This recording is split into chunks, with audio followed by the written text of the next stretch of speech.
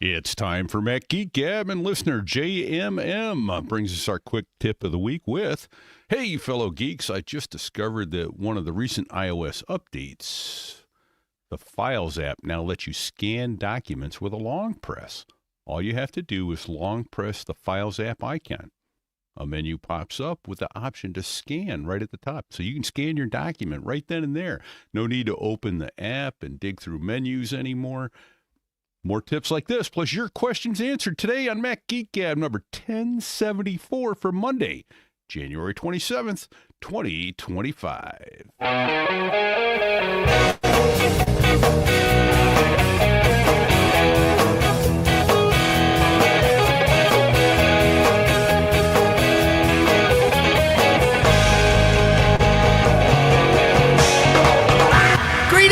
Happy Bubble Wrap Appreciation Day, and welcome to Mac Geek Gab. We are the show where you send in your tips like that. We share them. You send in your cool stuff found. We share that too. You send in your questions. We try to answer those, as well as sharing the questions. Really, the goal is to put all this together so that we can each learn at least 5 new things every single time we get together. Our sponsor for today is Other World Computing, and we'll talk a little bit more about their new Thunderbolt 5 hub in a few minutes. For now, here in Anaheim, California, right next to the Anaheim, sandwiched between the Anaheim Convention Center and Disneyland, I'm Dave Hamilton. And here in South Dakota, I'm Adam Christensen. And here in New Hampshire, it's Pilot Pete. Good to be back with you guys today. We're Police Code 1074. Like I said, Dave, they're getting morbider and morbider. This is an unattended death. Hopefully this show won't kill you, and we won't die on here. Nice. I'm pretty sure 1074 is also a smoke report. So maybe we'll go with that one. Let's go with that. Maybe we'll go with that. There's plenty of that where you are these days, Dave. So that's true. That's true. Yeah. Hearts go out to all the people suffering. No kidding. Yeah. Just devastating. Yeah. My mind went to a better kind of smoke, but that's okay. Right on. There's a lot. I've encountered more of that here than I have the other kind of smoke here in Anaheim anyway. But yeah, no, there are people who have obviously lost everything, and it's terrible. It's terrible. Yeah. Like I mentioned, I'm here for the NAMM conference. Now I'm putting myself on the spot. North American Music Merchants Conference. But really what it is it's just Mecca for the music industry, the annual conference here in Anaheim. And so there's so many people from LA in that business, and so many of them have just lost so much. But yeah, it's crazy. Yeah, it's terrible. Terrible. Yeah. And again, I mentioned to you guys that it was one of the bullet items on our lists for why a lot of people ask why we left California and dealing with the fires. It's a real thing. It is a real thing, and it's a real part of life in California there now. So especially Southern California. Yeah, for sure. I don't know how to transition from that into the show. It's a real downer. Sorry. It is. No, there's, but it's I don't want to make light of it. Yeah, no. I know. It's really, I know people who have lost their homes. So anything we can do to help them, and maybe just kind of doing what we do and giving everybody a sense of normalcy would be a good thing. So that is my transition. Yep. Make sure though to register for the monthly giveaway with the hats that we're giving away this month at macgeekgab.com/giveaway. And with that, Kirschen tells us about I don't know if it was a reminder, tells us we had our Mac Geek Gab hangout in the past week. I can't remember what day it is. That's it. Sunday afternoon. It was Sunday afternoon. Yeah. Yep. And Kirschen reminded all of us in the hangout that if you go to the terminal and you type last reboot with a space between last and reboot, so all lowercase, the words the way they sound, it will show you all recent shutdowns and reboots that have happened on your Mac. So if you're wondering, okay, well, how recently have I rebooted? You can do that with just one command called uptime, which will show you how long your Mac's been up. But if you want to see a history of recent reboots, last space reboot, will show you shutdowns and reboots. So, and it will articulate the difference between the two of them. Now, Dave, correct me if I'm wrong. Did we validate that you had to be admin to get that to work? That is correct. You have to be an admin user in order for that to work. Yes. Okay. Yes. You don't need to have, you don't need to use the sudo command to see it, but you do have to be a user who could, I think is really where that comes from. So got it. Yeah. Yeah. Cool. Yep. You got our next one, Adam? Yeah. So this is something that took me far too long to figure out. And this is for any of you out there who use a password manager, like a third-party password manager. I use 1Password, but I think you can integrate a number of them into your browsers and things like that. And you maybe also use Apple's now. They call it password, but this was an issue under iCloud Keychain or whatever. It didn't matter. So if you were using both of them, I'd be in a browser and I'd be trying to log into a website or something like that. And basically both dialogues would pop up. So I'd get the 1Password dialogue and then right on top of that, the Apple dialogue. And I was doing this caveman thing where it's like, well, I want the one that's in 1Password because, some websites I have multiple different logins for and what have you. And so a lot of them are in 1Password, not all of them are in Apple Password. So I'm doing this weird jigging thing and I'm trying to like scroll underneath and find the one to click on, and it's really difficult. Well, I finally figured out all you need to do is hit the escape key and the Apple one goes away and then your third party one is there and available. Like, I don't know why it took me so long to figure that out, but that's a little trick. Escape. I have a tip to add to that, because in addition to passwords getting in the way of the 1Password thing, there's also a scenario where Apple's autofill wants to autofill one of my email addresses, not from my passwords or or 1Password, not from any of those, but just from my contacts, my contact. It wants to fill that out, and that gets annoying too. What I have learned to do is, instead of putting my cursor in the field for my email or username when I want to fill out a password, I put my cursor on the password field. And then it doesn't try to give me an email address there because it knows that an email address doesn't belong there. And at least at that point, all I'm contending with is which password manager do I want to let it use. And if you're only using 1Password manager, then this would then make your life even easier, because you go to the password field and now all you're getting are options for passwords, not some autofill thing trying to overdo it. So yeah. I think I'm going to get myself in trouble now, because I think there is somewhere in settings, right, where you can tell it which ones you want. So you could, even if you have everything in a single password manager, and I forget where that setting is now, you could it's probably under Touch ID and passwords, maybe, or privacy. I can't remember where it is. That's, like I said, I'm getting myself in trouble. But I know there is a setting somewhere where you can tell it, hey, I have these password managers, use Apple's, use 1Password, use both. There's checkboxes somewhere in the system. It's certainly on your Mac. If you go into Safari, Preferences, Autofill, here there is an option for usernames and passwords, and that is Apple's usernames and passwords. So like on my laptop, I currently have that turned off. So the only thing that functions is 1Password. And then the way I get 1Password to function is with the extension in the same settings panel. Well, you move over to the pane for extensions, and I turn that on or off, and then that usually works. But yeah, you're right. On your phone, there's a different place, and I can't look it up because A, I'm using my phone as my camera, and B, I've had like 3.5 hours of sleep. So, 9 a.m. Eastern recording sounds really good when you're on the East Coast. That's right. That is correct. Oh, boy. Correct. But at least you were only up till 3, so, I mean, yeah. 3 Eastern. That's right. Yeah, exactly.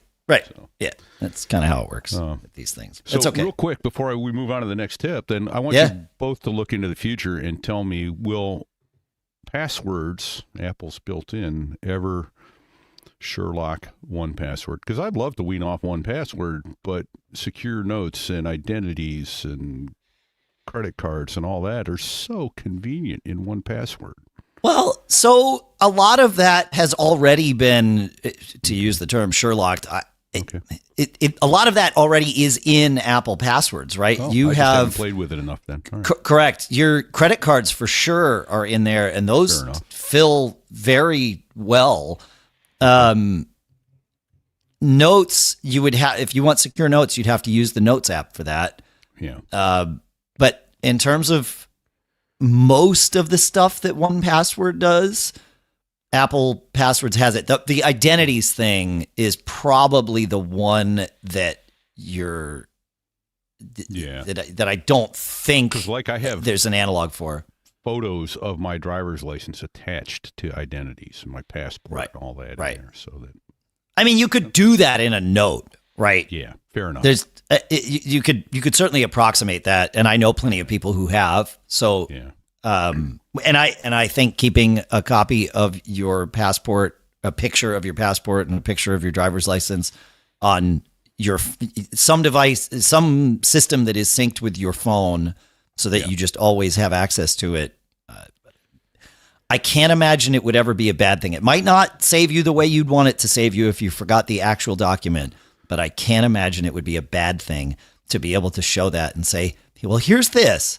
Can we work with it? Yes. I can tell you, I know from friends who have lost their passports in foreign countries.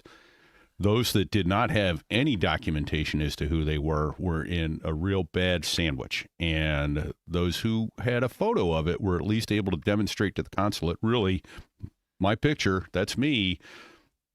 How about helping me out here? And things went much smoother for them. So, So there's your quick tip. Keep a photo of your driver's license, passport, all that on your phone. Even if you how many times you've gone out without your wallet, and not without your phone, though. Get pulled over by the cops, you go, whoops, but here I am. Will they let you go driving without a license? Maybe, maybe not. Right, but it's not going to make it worse. It might make it better. Make it worse. Yes. Yeah. So, yeah. So, all right.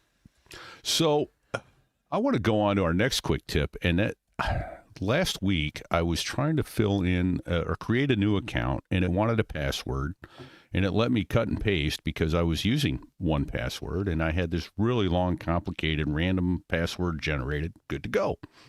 And then the confirmation field, I almost threw my laptop out the window. It would not let me paste. I know. And how are you going to get a more accurate confirmation than by pasting what's up there, right? I mean, you're going to make a mistake typing it far over pasting. So, happened to wander across Stephen A's tip in Discord that says full websites that block pasting data such as passwords. I'm like, oh, he read my mind.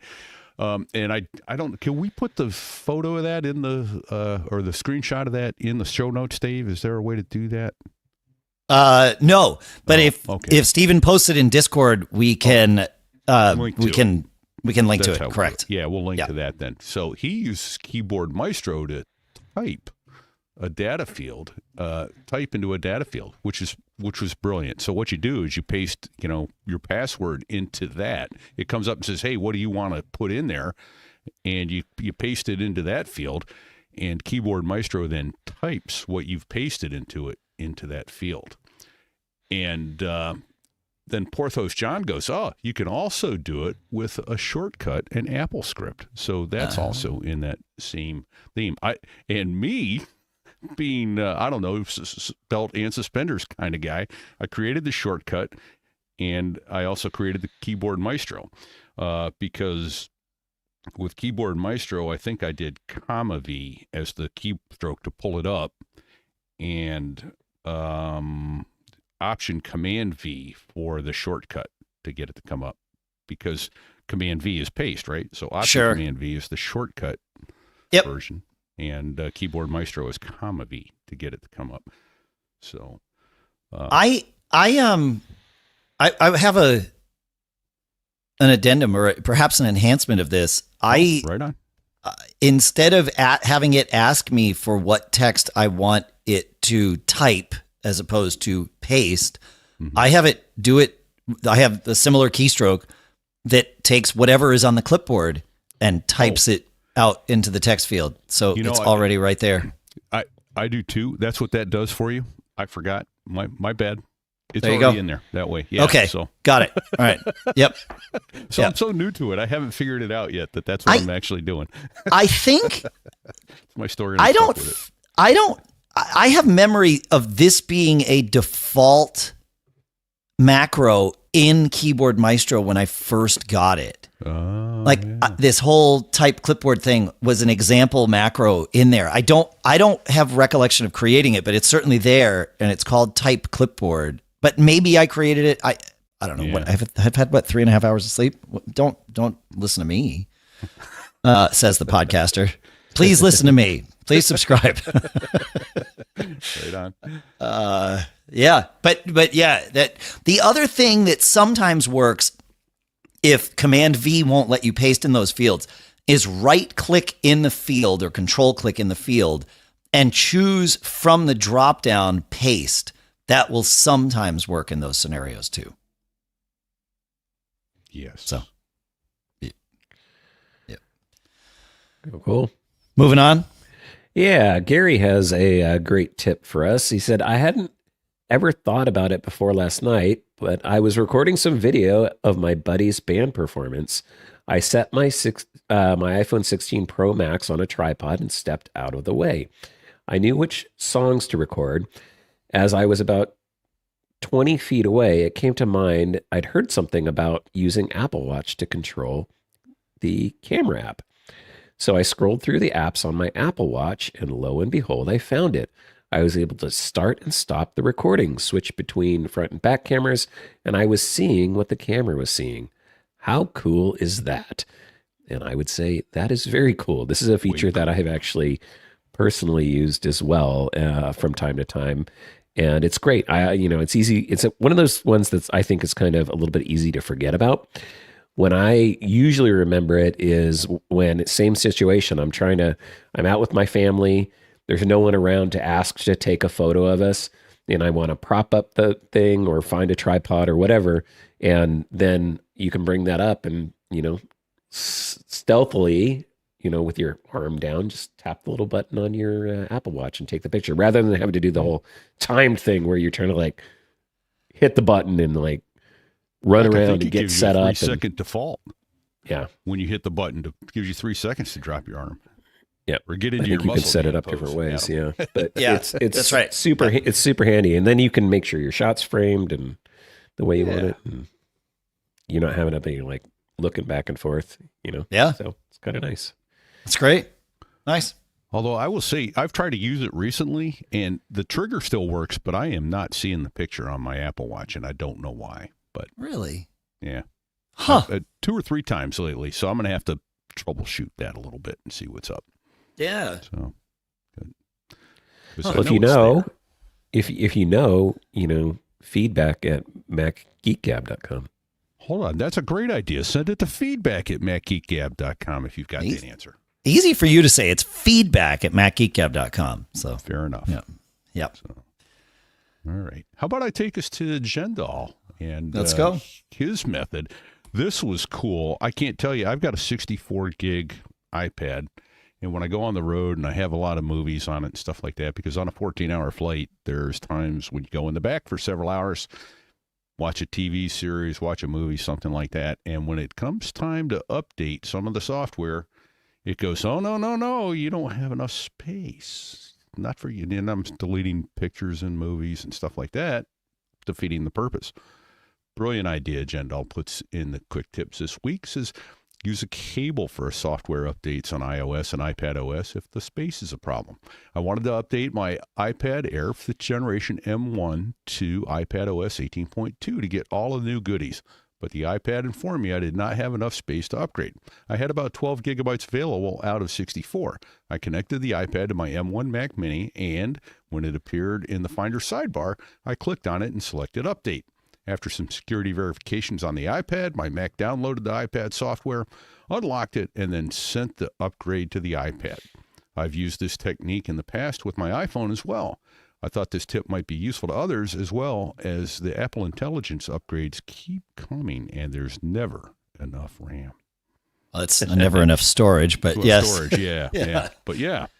I there's forget never enough about RAM this. either, but, There's never enough RAM. No, I forget about this too, because I have very low storage iPads that I use like on stage for things, Sure. because it doesn't matter how much storage they have. They just need to run the app until they also need to, do an update. It's like, okay, you're trying to make Sophie's choices here. It's like, do you want me to offload unused apps? And it's like 100% never do that. Like I need all these apps on really here. need that app. Correct. When I don't have a Wi-Fi connection at a gig or something. So it's like, You know how no, to don't do guarantee that. you need that app? Offload Yeah, it. that's the way. I know.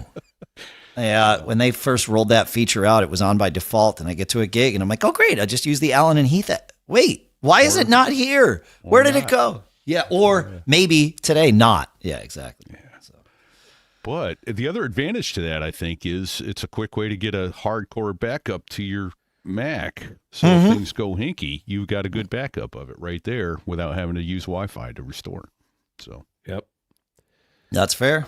Yeah. Yep.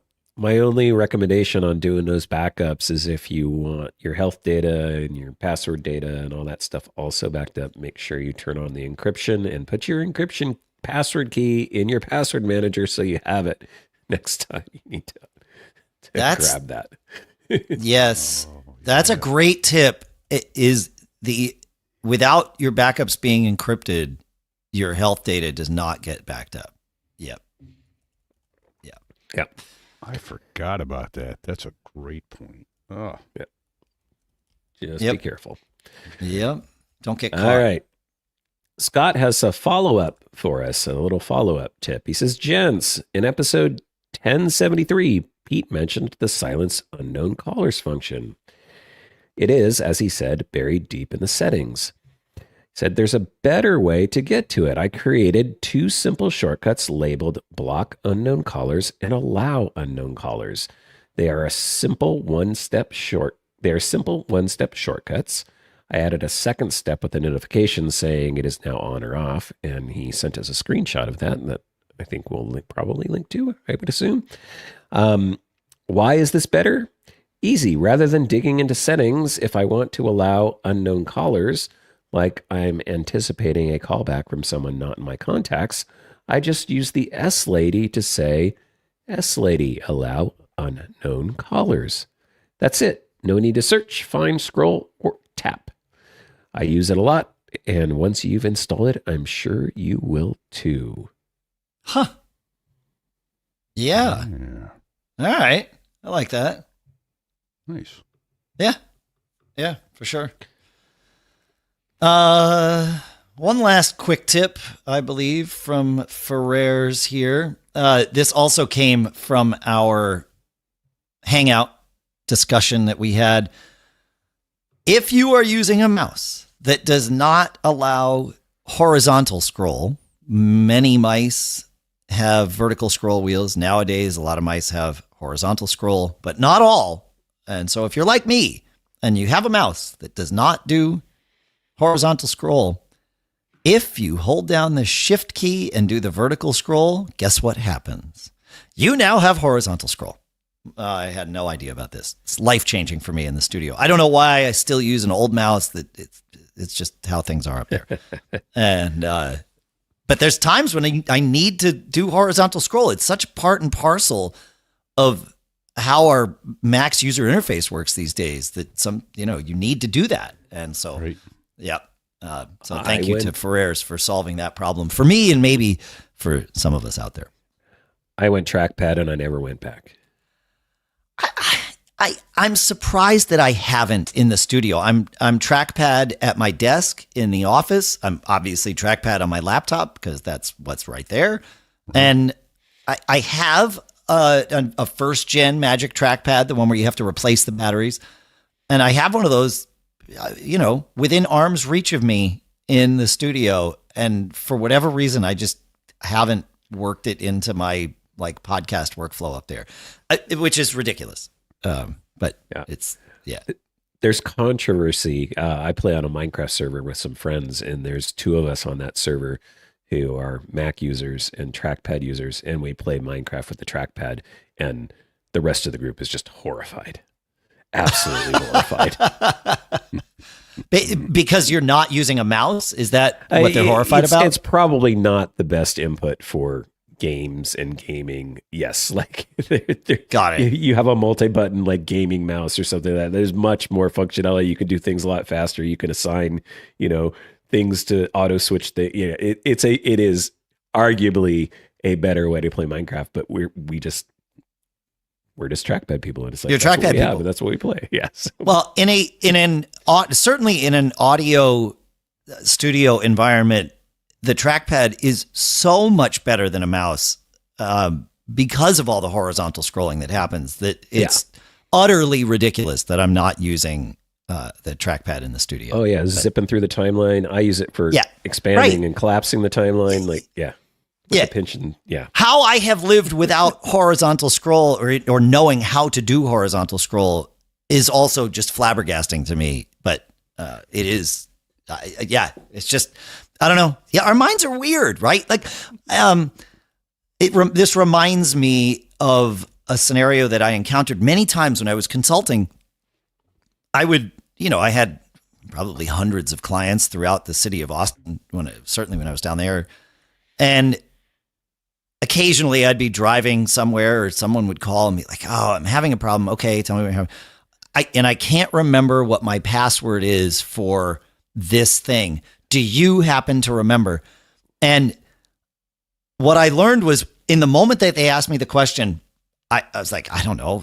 You're one of 150 people that I've saw in the last month or something. I have no idea. But what I did learn was if I was driving, I would pull over and I would say, all right, I'm going to close my eyes, sit down at your computer and describe the environment. Tell me where the keyboard is, what's on the wall, this, that, and the other thing.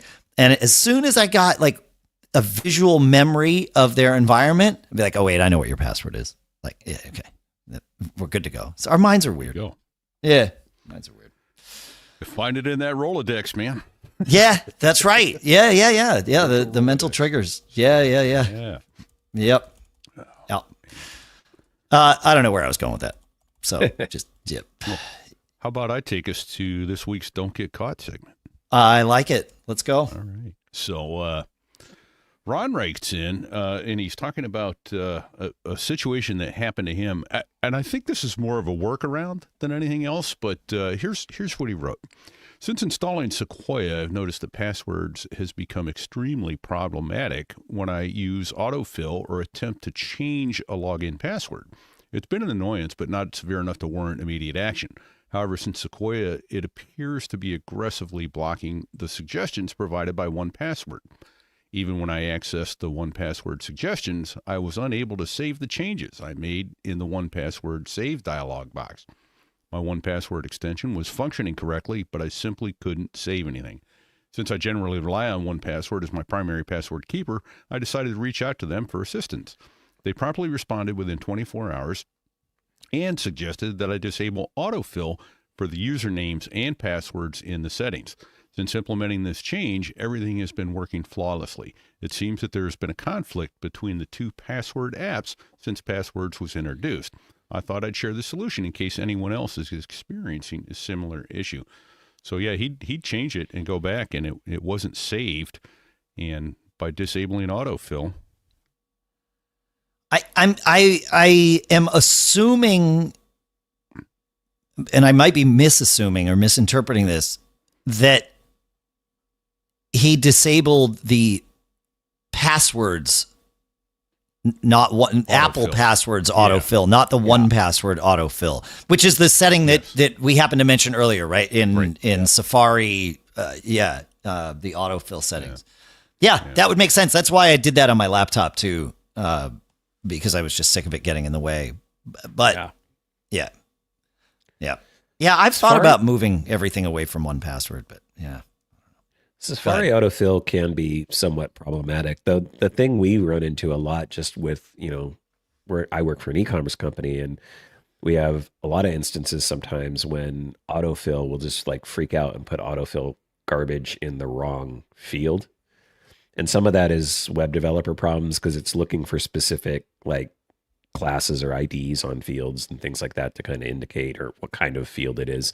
But sometimes too, it just like really screws up, and we'll get like complaints about it put, the state in the address line and somebody didn't realize it. Right. And then they submitted it's like, we can't ship the thing because we don't know where it's supposed to go. That's fun. Always double check. The point is, when you're placing orders online, always double check when you get to that review screen that it has the right. I've made that mistake. I think that's another don't get caught. I've gotten caught sending something. As a matter of fact, a coworker did this. I got makeup at my house one day, and I thought, oh my God, did one of my daughters accidentally send it? Because that happens because they're away now. They've gone off to college, and I thought maybe they sent it here. And I was like looking at it and I'm like, no. And then I got this random text like a week later from a previous coworker, and she goes, "Did you get a package of mine?" Because they had sent me like a like thank you gift for something I had done, and it was on Shopify, and that was the address that was the last time she used Shopify. And then like years later, she just placed this other order with another Shopify company, and it just auto-filled and got sent to me. So always when you get to that review screen right before you hit purchase, check your shipping and your billing address and make sure everything is okay. All right, folks, let's talk about the future of connectivity. And no, I'm not talking about some sci-fi brain link. Not yet. I am talking about the new OWC Thunderbolt 5 hub. I just got to see it in action at CES, of course, and the thing's going to be a game changer, right? It's like they took all my connectivity dreams, added a dash of absurd speed, and wrapped it in a sleek aluminum package that stays as cool as the other side of the pillow. This hub gives you up to 80 gigabits per second of bidirectional speed, and get this, up to 120 gigabits per second for your display setups. We're talking up to 3 8K displays. 3! It's like having your own personal IMAX theater, but, for coding, gaming, or scrolling memes. And you can daisy chain devices like a connectivity wizard. And it delivers up to 140 watts of power to your laptop or whatever, right? If you need to charge a MacBook and, a small robot army, no problem. And hey, don't get caught fumbling with compatibility. This works with Thunderbolt 5, Thunderbolt 4, Thunderbolt 3, USB 4, and USB-C devices. Basically, if it's got a port, this hub's got you covered. Check it out now at macsales.com. OWC, our sponsor, and where connectivity meets cool. And remember, folks, don't get caught without it. And our thanks to OWC for sponsoring this episode. All right, shall we do some questions here? Yeah, I think Andrew has one for us. He says, my question relates to the laptop battery management app Dente by App House Kitchen and whether it's worth installing, or is it better to rely on Apple's own battery health management? Both claim to improve battery longevity by allowing the battery to discharge and waiting till you need it to fully charge it. The theory behind not leaving the battery charged at 100% is not in question, just whether Dente does it better. I've read online conflicting reports by users. Some say it has preserved battery health, some say it made no difference, and some say it made their battery worse. Well, that's super helpful. The problem is that if a person has only one MacBook Pro, it's impossible to know whether Dente was helpful or not, or useless or harmful. It's hardly a controlled experiment. Any wisdom you can provide would be really appreciated. So I can double your set of anecdotal evidence, Andrew, because I have two laptops that I manage here in the the Hamilton household. I mean, there's more. My kids both have them, but they manage their own laptops mostly. But my laptop is not my daily driver. It is one that I use clearly here when I'm traveling. I also use it on the couch. I probably do use it every day, but it is not my primary machine. And then my wife has a laptop that she has made her primary machine. When she's at her desk, it is plugged into monitors and keyboards and all those things. And then when we travel, she just grabs it and takes it with her, which she really likes. But hers is certainly at greater risk of battery overcharging because it's plugged in all the time, except for when we travel. And that's a really bad time to find out that you've done terrible things to your battery right before you go on a trip. So on hers, I use Al Dente on hers, and I have it set to stop the battery from charging at 70%. I don't know how the magic works, but even though it's plugged in, the Mac says, no, I'm done charging. It's 70%. And Al Dente is doing that. Apple's tech doesn't let you be that restrictive about things. It's a little more fluid in the way that it manages stuff. And I feel better using Al Dente to stop it at 70. And then, of course, I can set it before we go on a trip. You know, we change it and say, okay, now let it go to 100, and it'll charge up to 100 and do it for the trip. And then when the trip's over, we pull it back. So I can say that on hers, battery longevity has been good. And I can also say that on my laptop, without running Al Dente, battery longevity has been good. I don't know if this is helpful. I think this is the problem, right? There is no, as far as I know, and maybe the folks at App House Kitchen, when they hear this, will have more things to say, but I don't know of any truly long-term controlled experiments other than the wide set of users using Al Dente as one big data set. But I don't know if or what type of data App House Kitchen collects on that, if there's any sort of aggregated data. So I don't know, but that's what I do. I can maybe speak to the other side a little bit, and then I have a question for you guys.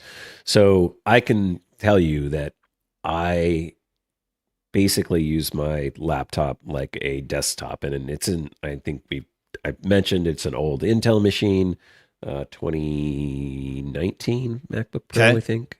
Yep. 16-inch, if I'm remembering the year right.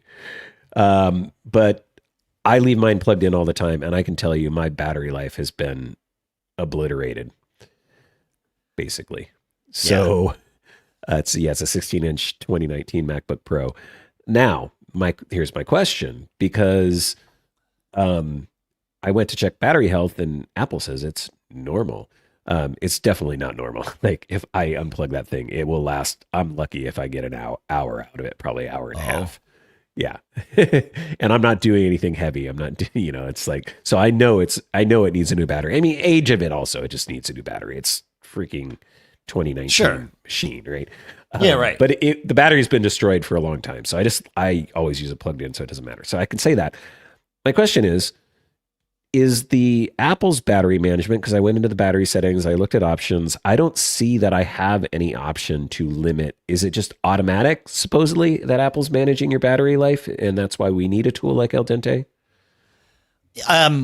Kind of. It's different for every Mac. Okay, that was okay. Yeah, that battery preference pane evolves, adapts to whatever type of Mac you have and what battery smarts are in it. But we have all seen options go away.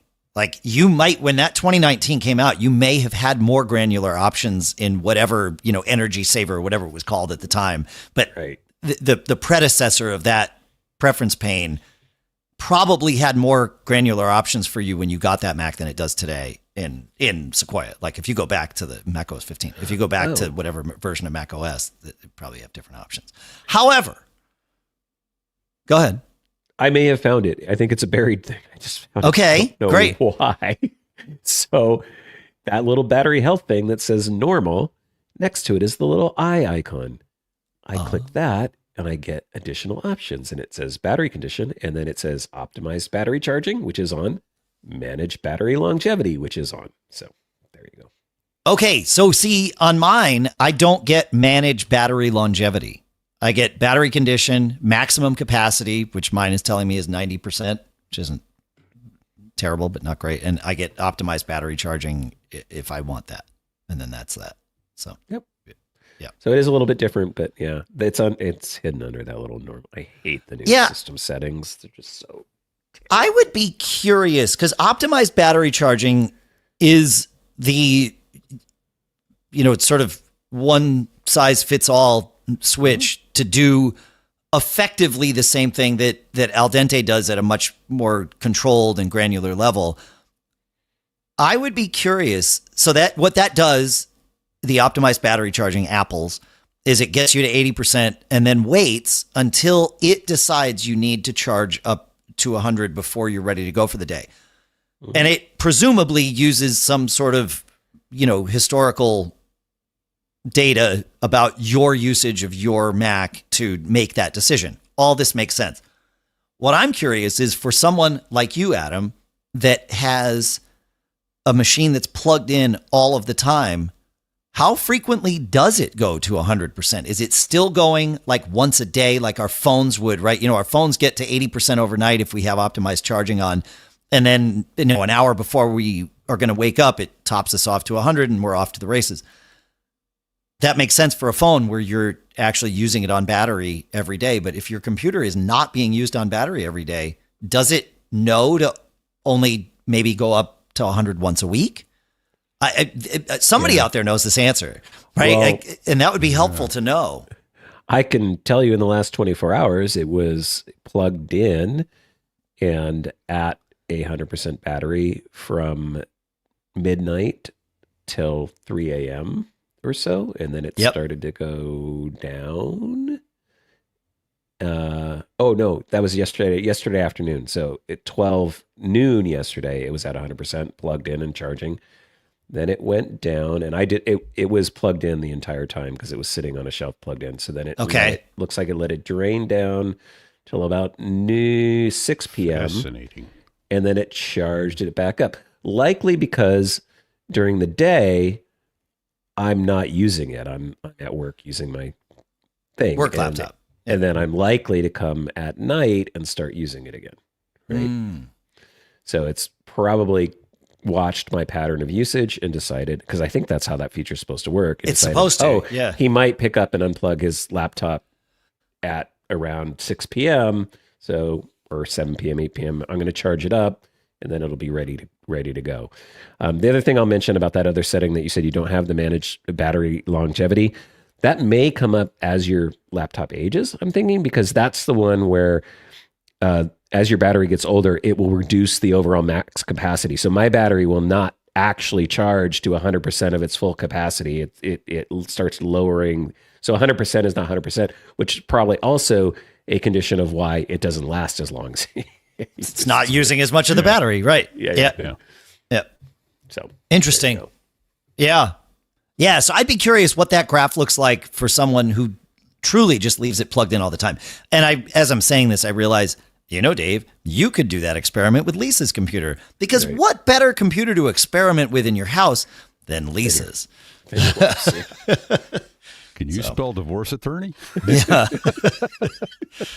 Nope. The only time I would need to do that, the only time that's a realistic version for us where I would need to do that is, and she's made it very clear, if I ever book a surprise party for her, make sure that 2 divorce attorneys are the first 2 guests on the list. She does not like surprise parties. So bring 2 divorce attorneys and anybody else you'd like to invite. Yep, but that's okay. We learn how to live with each other. It's wonderful. Yeah. Like, I know this. See, you're trainable. We are all trainable. Yeah, absolutely. Yep, absolutely. Yeah, I don't know where we are on any of this. Now I'm lost because Valentine. We're going to go to. We're going to Valentine, right? Question. Yeah. Go ahead. Valentine. Yeah. I don't know which way it is. I got it. Yeah. Longtime listener, I found your advice incredibly helpful over the years. Yes, amazing. Thank you for saying that, Valentine. I wanted to reach out for some guidance on choosing the best Thunderbolt hub available. I previously used a CalDigit TS3 Plus, which unfortunately broke after 4 years. Currently, I have the Anker 14-in-1 hub, which is more budget-friendly and offers similar functionality, but I've noticed that only one of the USB ports is high speed. I'm wondering if you could recommend a more reliable Thunderbolt hub that offers robust performance and maybe more high-speed ports. Any suggestions would be greatly appreciated. So I answered this, and now my new answer is go back a couple minutes and listen to Well, the ad. OWC's Thunderbolt 5 hub is probably not the thing for this part of Valentine's Fair enough. Thunderbolt management. The Thunderbolt 5 hub is more for distributing out all of your stuff and then connecting things with more ports to it from there. Right. But my answer back to him was that first of all, he talked about his budget, and I said you don't mention what budget friendly means because one man's budget is another man's extravagance. Yeah, but, it's fair. But in that light, I offered, look, there's I've never had, knocking some wood here, a bad product from OWC along those lines, and they've got a Thunderbolt 11 port Thunderbolt dock that's. I want to say it was $279. Now I've lost the price point on that, but we'll put the link in the show notes. 3 Thunderbolt 4 ports, 4 USB 3 ports, Ethernet audio, and a card reader, and it looks like something that might do the job for his question. Thoughts, Adam, Dave? Yeah, there is also, and I just want to say, obviously OWC is a sponsor, it turns out, of this particular episode, and certainly has been a sponsor of the show for a long time. That has nothing to do with it. The only way that our recommendations are related to their sponsorship is in reverse. They decided to sponsor the show after we had been recommending their products for so long. The recommendations are and have always been our recommendations and are not anything anyone has purchased. That said, there is also a 14-port Thunderbolt hub from OWC that has, I'm looking at the speeds of these ports. There was something about that I didn't recommend that, and I don't remember Got what it. it was. No, that makes sense. Yeah, well, because the 11-port one, I don't know. I didn't even look at the price. The 11-port one has the ability to do Thunderbolt 4 hubbing, whereas the 14-port one is about Thunderbolt pass-through.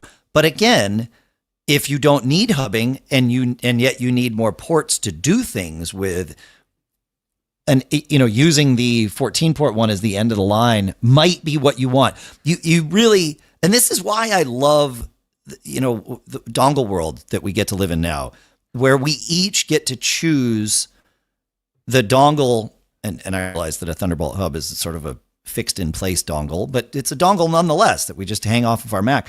We each get to pick what ports we're going to have, and we could all go buy the same Mac and then set them up very differently, because with dongles we get to use our own subset of ports. So it really depends. I would agree with you, Pete. OWC is a great way to go, and look at their offerings and pick the one that makes sense for you. And it might not even be a Thunderbolt hub. You might want just a USB hub, if that is going to serve your needs. There's no wrong answer here other than the answer that doesn't serve your needs. Right. Exactly.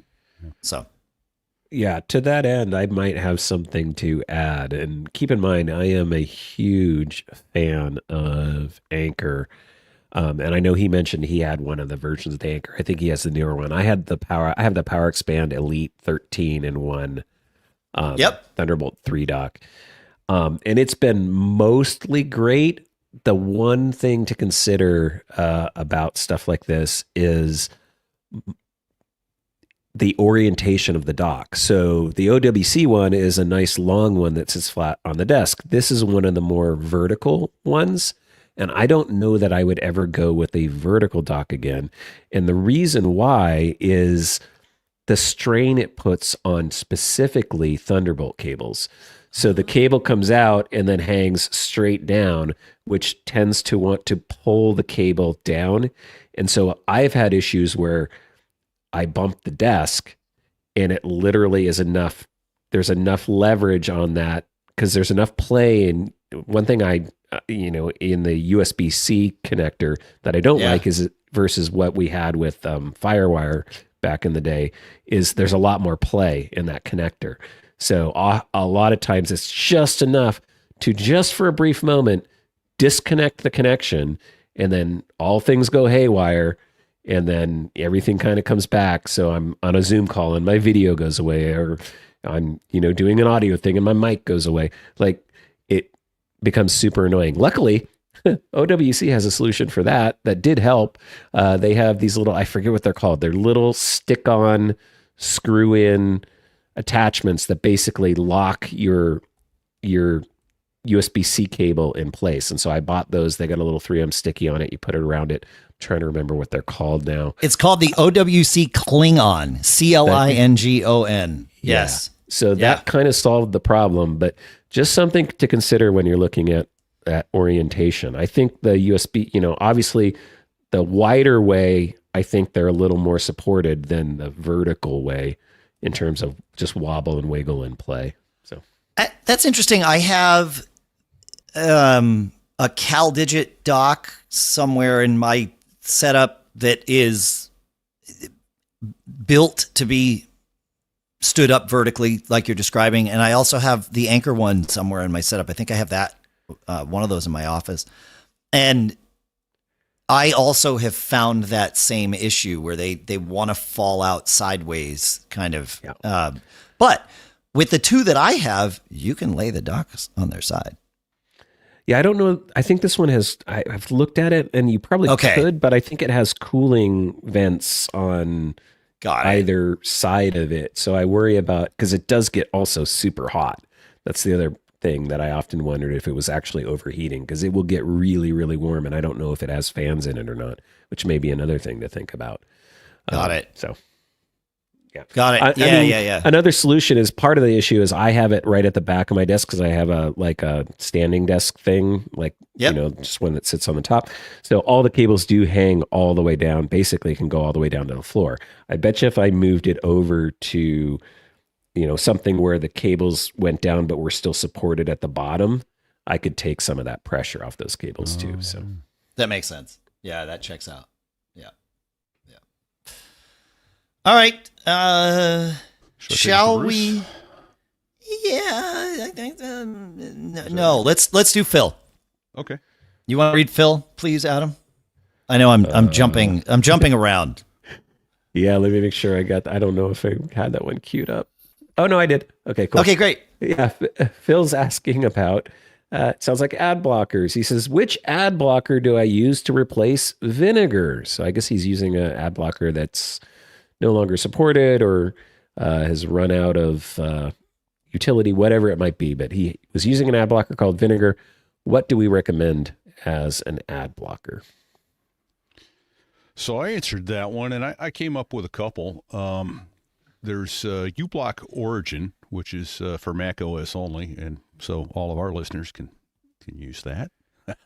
It's a free ad blocker, and it's available for Firefox, that's easy for me to say, and Chromium-based browsers, but not Safari.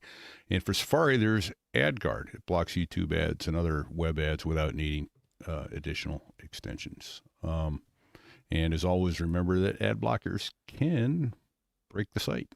And most of them are anymore, it seems, tell you, hey, you need to turn off ad blocker. But if your site appears to be broken for no apparent reason, remember that you might have an ad blocker on. So disabling it may help fix that. And then without trying to be a judgmental SOB, content creators rely on ads for their revenue and that sort of thing. That being said, Google Ads was so aggressive on our site that after I reached my initial threshold to get the first check from them, I disabled Google Ads because it was so intrusive and so nasty on our website that I went, I don't want that to be, it ruined the experience for visitors to the site.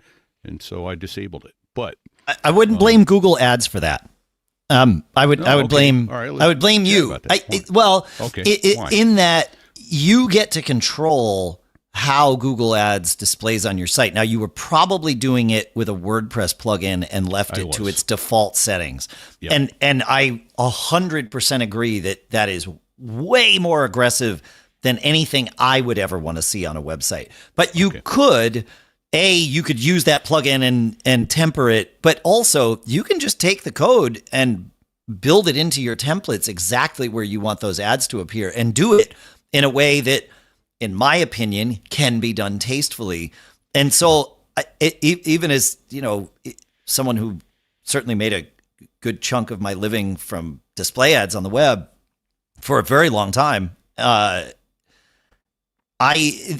ad blocker thing it's not cut and dry for me, because I have one. I use one blocker, and I don't have it on all the time. But there are certain sites where I have to turn it on because otherwise it's non-functional. The site's broken without it. The site's broken with the ads. Now, I also understand. I don't want to get too far on a soapbox here, but I understand that it is up to the content creator how they choose to deliver ads to their users, and then the user's decision is either accept the content with the ads that the creator put in, or don't accept the content with the ads the creator put in. And because we always used to say at Mac Observer, the site's not free. The price to read our content is to look at the ads we choose to show you. Right. Or to at least let us display the ads we choose to show you. Whether you actually look at them or not that's a whole other conversation. Yeah. But and so I get that there's nuances here. I mean, it's the same with the show. People ask me routinely, they're like, "You do chapters for your show, right?" I'm like, "Yeah." And by the way, if you didn't know, we do chapters for our show. So if you don't want to hear this discussion, you just skip this chapter and boom, you're on to the next thing. And you're welcome to do that. People are shocked when I tell them, "Well, yeah, of course I put chapters around each of our ads." They're like, "Well, doesn't that let people skip them more easily?" I'm like, "Yep. It sure does," because that's the experience I would want. Not that I'm going to skip every ad, but if I've heard it before, if I already owned, and of course I couldn't because it's not out yet, but if I already own the OWC Thunderbolt 5 hub, well, I don't need to hear an ad about it. So I'm sold. It worked, so I can skip and move on. It's fine. As far as I'm concerned, you folks are welcome to do that. Of course, if Pete and Adam disagree, then we have to go have a conversation and come up with a new set of instructions for everyone. Let me offer something. I can't tell you how many times I still listen to, say, a 1Password ad because I learn about new features. Exactly. And, so I listen to the ads, and then your ads, and I try to do the same thing on my show is make them clever, make them funny, make them engaging, so that people want to listen to them and informative. I love it when we have ads that can just be content or content adjacent. We'll never try and hide the fact that someone is sponsoring the show. At least we never have. I can't imagine we would ever, any of the three of us would ever choose to make that decision. Yeah. But except I can see Adam over there shifting in his seat. I think he's been paid. No, I'm just kidding. I'm shifting in my seat because I do have some things to add to this. And I think you guys are hitting on the key point where, especially for content that is ad supported, there is a contract between three parties. It's the advertiser, it is the content creator, and it is the consumer of said content, right? And we all have to be respectful of each of these contracts and each of these relationships and not take advantage on any given side of it, right? So there's an exchange between all of us, basically. And I think where people want to start to use ad blockers is when that any side of that relationship is being abused. Most specifically, like the content side. Like, we're delivering you content. In exchange, we're going to give you as much as possible relevant, useful ads. We're not going to put 27 of them in a 30-minute show. that sort of thing. And so the websites where I end up using blockers, and I agree, one blocker is one that I love. And just to give another recommendation, on my wife's computer, I think we used Ghostery for a long time, which is another great one. I think that one might even be open source, if I'm remembering. One blocker has a free option, but they also have a paid option. So I think I actually purchased one blocker. I can't remember if it's a subscription or not, but doesn't matter. There's a lot of options. But when I enable those is when I get to a website, like you were saying, Pete, where it's just so egregious that it's actually detracting from the reason I'm there, which is to consume the content. Right. I think Daring Fireball, John Gruber had a word for this. Like when they're throwing up D bars, and I'm, doing that 'cause family friendly, but basically a million ads where there's more ads than the content, or the ads are blocking the content. I'm blocking your ads because I'm there for the content, right? I have left so podcasts that's the over contract. That's the relationship. Is just like, don't be a jerk. I'm happy to see a couple ads and let you get your revenue. But if it's actually taking away from the main reason why I'm there, then you screwed up, and that's your fault. And I don't feel bad about blocking your ads. Yeah, when 40% of your show is ads, not interested anymore. Sorry. Yeah. Yep. So Only that's 30, only 39.5, Pete. That's our limit here. Right on. But when it's the same ad week after week after week without even changing the content of it, I had a podcast I loved and I left it. I can't do this anymore. What are you going to do? Oh, we're going to move on to David's question. They could have added chapters and let you skip it, and then maybe you would have stayed. Yep. Right? Yeah. So, okay. David's question. We can do that. David has some fist shakes, as I recall. That's correct. I have 2 fist shakes, both fists, at Microsoft. Could you tell me how to delete fonts, Aptos and MS Copilot? I asked for neither, and I hate. Oh, that's a strong word. I hate both of them. Thanks. Wow. David. Yeah. We want to help you remove hate from your life, David. So let's see if we can get there. Hate is not welcome here.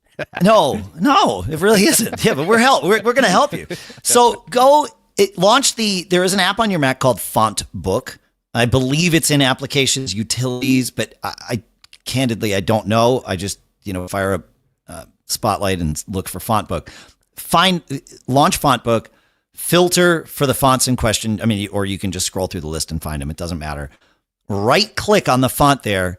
And if the remove option is not grayed out, you're off to the races. Remove it and you're done. If that option is grayed out, however, there is another option that will help you. It is Show in Finder.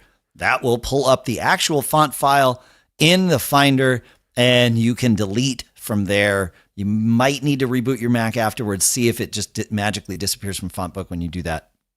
But that should do it. And if you have trouble deleting from there, let us know what your Mac says. feedback@macgeekgab.com, and we'll help. The terminal is your friend then. Yeah, probably the terminal is your friend then. Yeah, exactly. Yeah. Yeah, I don't know if there's ever a situation where deactivate is an option where remove isn't. I would imagine they're always both there. So the difference there obviously is one's going to actually remove or delete the font from your system entirely. If you just want to temporarily disable it, thinking that maybe someday I want to get this font back, you can deactivate the font in FontBook and then at some point come back and reactivate it if you want. So I haven't looked in a long time. How much space does a font take on average? Is it a few kilobytes, a few megabytes? I think it's a few megabytes. Yeah. Okay. They're not. It's going to depend on the font set and how many variations it has and a number of factors. Because they're collections a lot of times. Because there's tons and tons, and how many does anyone ever really use? If you're going to be creative, you're going to want to be able to go through 50, 60, 80 fonts, 100 fonts. Yeah. But maybe. I think part of the problem is like if you have an egregious list, like 500 fonts. It makes it harder. That little drop-down menu can be hard to get through. And it also can take some time to load if it's actually rendering the font. So font management is a thing. It's if you don't need 300 fonts, you you might want to turn off a bunch of them. If you know I only use 12 fonts on a regular basis because all I'm doing is writing emails and doing, some simple Word documents, then it can get crazy. I It's will easy point to add out them that back, there are, right? yes, you can add them back. I will point out that there are some fonts, the two he mentioned are not system fonts, but there are some fonts that are system fonts that you cannot remove, or at least cannot easily remove, and we don't recommend that you figure out a way to. But these third-party fonts, like these two Microsoft fonts you mentioned, they're not on my system, so I can fairly confidently say that they are not system fonts, and you should, in theory, be able to remove them. So, but yeah, if it's a system font, maybe don't remove that. You might live to regret it. Yeah, I'm actually surprised Clean My Mac doesn't have a font manager in it. Yeah, I think we're allowed to say that. I think that we're allowed to say that Clean My Mac, that Space Lens is very high on the list of features that they are looking at implementing in the new Clean My Mac. I think that's accurate based on what we saw at CES. Impression was they were kind of surprised by that. Was that your impression, Dave? It could be. I wasn't sure how to read them either, because we're talking to different people and not necessarily the engineering team. But it seemed like they might have been caught flat-footed by that. Yeah, which is odd. This is far more used than we thought. So, but don't they have data on that? Like, I would assume. I don't know. I would assume there would be aggregated data, but maybe not. It's one of those things, Dave. I think that when things are going well, no one says a thing, and when things go to crap, people write in and go, "Hey." Well, but that's the thing. Is that their data, or do they actually have data on how we use the app? Yeah. Like, if they do, then they would have known how many people use Space Lens. But I don't know. Anyway. Hey, a couple more really quick tips for FontBook. So I think you were talking about system fonts versus non-system fonts. There is in the sidebar something called My Fonts, which I'm pretty sure are the ones that were installed by you and not the system. So if you want to see a collection of just the ones that you've added, I think you can use that My Fonts tab. And then the other tip is FontBook also has the ability to create collections. So just think of it like an album out of your, photos, where you're just taking a subset of certain fonts. I think there's some default ones. Like I have one called Fun, Modern, PDF, Traditional, Web. I think those are pre-created, but you can create your own. So if you want to create a set of fonts, like, hey, I have a set of fonts that I used for this one project or something like that, you can create a collection, throw them all in there, and then you can right-click and deactivate an entire set. So if I'm only going to use this a few times a year, when I'm doing Christmas cards, it's a bunch of Christmas fonts or comic book fonts that I did for some project fun thing. You could throw them in a collection and then deactivate them when you're done with them, and then they won't be showing up and everything. And then when you need them back, you can go activate the whole collection. Yeah, they're right there in the sidebar. Right click it and deactivate fonts in Fun is the name of the group, or whatever group. That's cool, Adam. Good stuff. Yeah, I like it. Sweet. Do we have more on that? I feel like we've got a couple of minutes left. That's all I got. I mean, there are smart collections too if you want to get really crazy. Like I created one for monospaced fonts because I use those for programming. So I just want to be able to find and see all my available monospaced fonts to turn on and off. And those work just like smart albums, where you can set up a criteria of font properties like italic or bold or monospace or whatever you want. And then it'll automatically put those into a little collection. There you go. Cool. Where are we on time here? Yeah, we got time for cool stuff found. I wanted to point out that Sonos now supports lossless streaming of Apple Music. So in order to do this, you go in, I'll put a link in the show notes, but you have to go in and turn off Atmos streaming so that you just get the lossless stereo stream of the music. So they've now added that to Sonos, and there's a list of players. It's basically not the super old players because they just don't have the capability of doing lossless audio. But otherwise, yeah. And Sonos also has a new CEO, Tom Conrad, as of, I think, last week. And I've known Tom for a long time, and I think he's a good person to kind of take that team and lead it back to where it needs to be. So I'm hopeful of Sonos's future reliability. We'll see what. Yeah, we'll see when we get there. But I'm wondering, is there a website that you could go to compare lossless versus compressed? I mean, you can do it in Apple Music. You can just tell it. Okay. Okay. Yeah. You probably won't be able to hear the difference between 256K AAC and lossless 24-bit sound. And there's a lot of reasons for that include the speakers you're listening on, the way the music was mixed and mastered, so much stuff.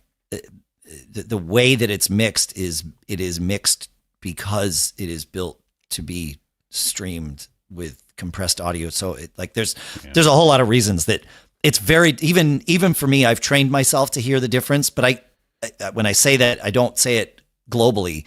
There are specific sections of specific songs where I know, okay, I can hear there's a little more tail of the reverb on the uncompressed version versus the compressed version. But I can't say that it's better. I can just point to it and say, I know that is, so Spotify, I can tell. Spotify sounds awful. And I don't know why that is. No, it's weird because it's 320K. Nice to say, Dave.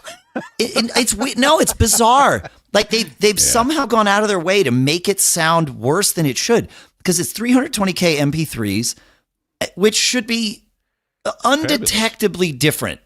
Correct. And yet they figured out a way. It just sounds flat. It must be the compression algorithm that they're using is just not one of the better ones. I guess. I don't know. It's bizarre to me, but I can tell when I'm listening most of the time. Again, not globally, but it's like, oh yeah, is this Spotify? Yeah, that makes sense. Okay. Yeah. So okay. Yeah, I don't know. Well, I got Moving on. Go. Yeah. So My Spoon Is Too Big wrote in with a story about basically they think saving their dog's life. It was well below freezing, and the dog wandered off as a rescue, which is why they got it. And even though Apple recommends not attaching an AirTag to your dog, there's now an AirTag dog collar mount. And these are the points. We'll put the link in the show notes for it, but secure and comfortable, IP69, so it's waterproof. Dogs can swim with it. Works with any width collar or harness, and up to 0.2 inches thick or 5 millimeters thick. So if the collar is thicker than almost a quarter inch, then it'll be a problem. But that's still pretty thick. Durable composite construction. Fits dogs and cats over about 10 pounds. Smaller than that, it's pretty big on their neck, but it'll still work. It doesn't dangle, so that's the main thing. It's the through the collar design. It keeps it from dangling. And then front screws let you change the AirTag battery without taking it off the collar. And here's the big one: unconditionally guaranteed for life. Any issues, and they'll make it right. So AirTag. Yeah, this is from Elevation Lab. This is we just talked about their stuff, I think, in a cool stuff found in the last couple of weeks somewhere. But yeah, because they have like a stick-on fabric one that you can put inside a bag or inside a jacket or inside. And weren't they the ones that also made the 10-year one too? Or am I? Oh, that's right. We brought that one up else? too. That long-term battery. Yeah, they have an external battery for an AirTag. I think I brought that one up. I mean, go to that website. They have AirTag things for everything. They have bike mounts. They have specific tool mounts. Like they even have a specific one for like if you have specifically Makita like drills and saws and stuff like that. It's like color matched to their red color, and like so they have AirTag solution for everything. Huh. Cool. Awesome. Cool. Yeah. Including your pets. Including your pets? Yeah. No, they make good stuff. All right. I heard my friend Shannon that I do Business Brain with. I asked him one day, I was like, what webcam are you using? Because he looks really good. I was like, are you using continuity camera? And he says, no.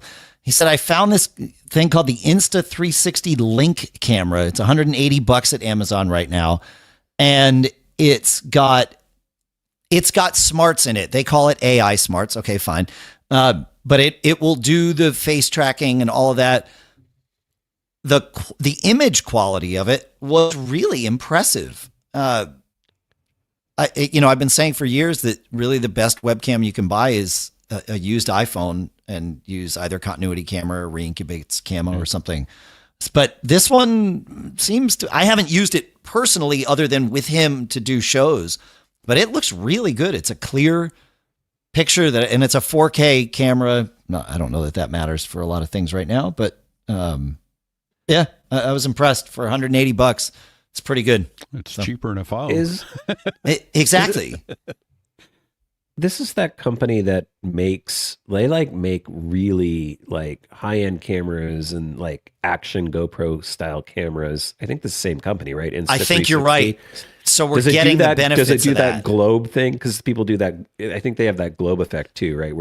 Where it makes it look like you're on a planet.